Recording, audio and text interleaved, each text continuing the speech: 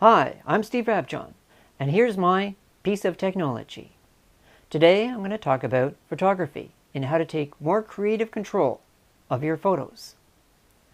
Now, a lot of people, when they get their first DSLR camera, they may hear a lot of people say, "Oh, you must get out of auto mode and you must get into manual mode. That's the only way to take pictures." Well, I'm not going to tell you you have to get into manual mode, but I am going to show you how to take more creative control of your photos.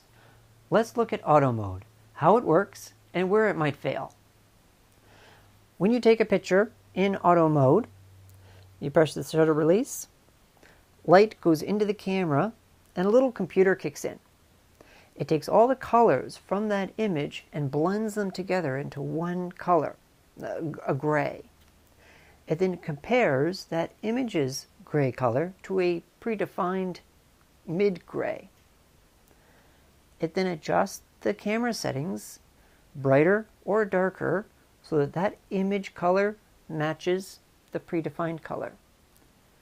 Once it's done that, it takes the picture and you've got a nice bright colored image.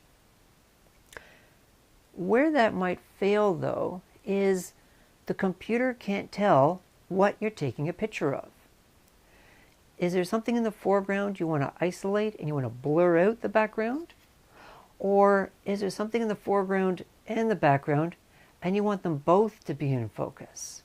The computer doesn't know this. So here's where you need to take creative control of your photos. Okay, I'm going to be real brief here.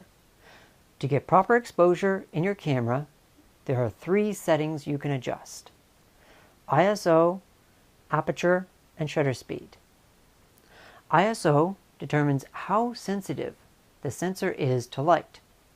If you have a really bright scene, you want a low number. If it's a very dark scene, then you want a higher number. Bear in mind though, if you get too high, you can introduce what's called grain, which is a fuzziness to the image. The aperture, that determines how big or small the hole is inside the lens. A big hole will allow more light to come in. A smaller hole will let less light come in. The shutter speed, the shutter opens, lets the light hit the sensor, and then closes. If it goes really fast, you can freeze action. If it goes really slowly, then it can blur action. Okay, so how do we make this work for your photos? Let's move your camera into aperture priority mode by turning the dial to either A or AV, depending on your camera. For the ISO, remember the sensitivity of the sensor? Let's set that to the lowest number possible. That gives us the best quality, either 100 or 200, depending on your camera. In aperture priority mode, you pick the aperture, the computer will pick the shutter speed. So, how do you pick the aperture?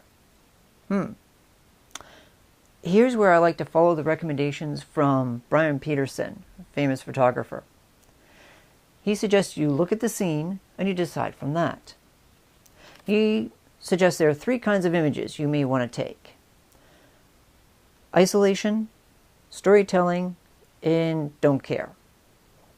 With an isolation image, there's something in the foreground that you want to capture and you want to blur out the background. So use a low number, f4.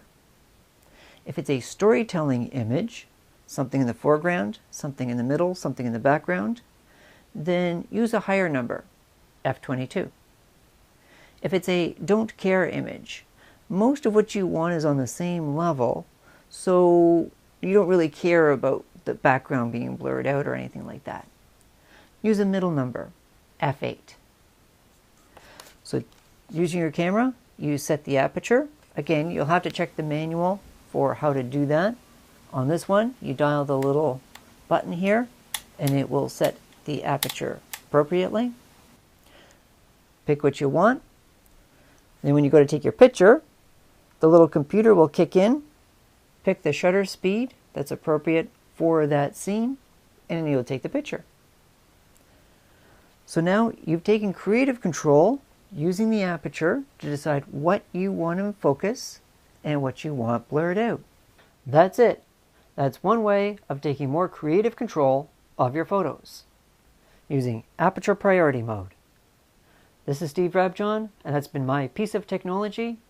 Hope you enjoy it. Thanks for watching.